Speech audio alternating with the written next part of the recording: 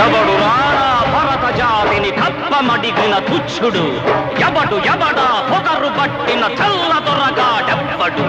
బ్రతుకు తెరుగుకు దేశమొచ్చి బానిసలుగా మమ్ము నెంచి పన్నులడిగే కొమ్ములొచ్చిన దమ్ములెబడికి వచ్చరా?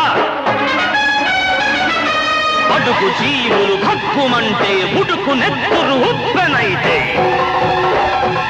ఆ చండ్ర నిప్పుల దండ్ర గొడ్డలి పన్ను గడతది చూడరా?